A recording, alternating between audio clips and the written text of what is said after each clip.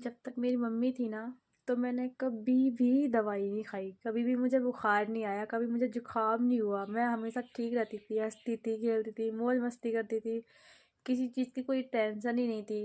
लेकिन जिस दिन से मेरी मम्मी नहीं है ना, उस दिन से सच बताऊँ ना, तो अच्छा खाना खाया है ना, मतलब ज़िंदगी का कुछ इंजॉय ही किया है। बस हमेशा दुख मिले हैं और इतनी दवाइयाँ खानी पड़ती हैं मुझे अब।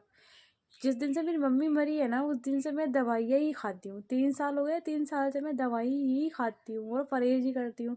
अच्छा खाना कभी खाया नहीं मतलब। तो ये होता है माँ बाप का राज, और माँ बाप के सामने का जो हम हंसी खुशी रहते हैं, है ना।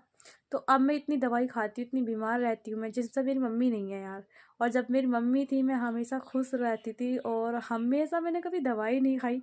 मैं हमेशा ही अच्छी रहती थी। तो मम्मी मम्मी पापा की कदर करना बहुत ज़रूरी है, क्योंकि जब तक उनका साया है ना, तो यमराज भी हमें कुछ नहीं करता। और जब मम्मी पापा नहीं है ना, तो छोटी सी चेटी भी डंक मार के हमें रुला देती है ना, ज़िंदगी इतना बहुत दुख देती है। तो उसी पे मैंने एक चीज़ लिखी है कि ज़िंदगी टूटी फूटी ही चाहे तो हमें कितना भी दुख दे, लेकिन मैं ज़िंदगी को जी के दिखाऊंगी, और तेरे दिए हुए दुख मेरा कुछ नहीं कर पाएंगे। मैं अपनी मंजिल पर ज़रूर जाऊंगी।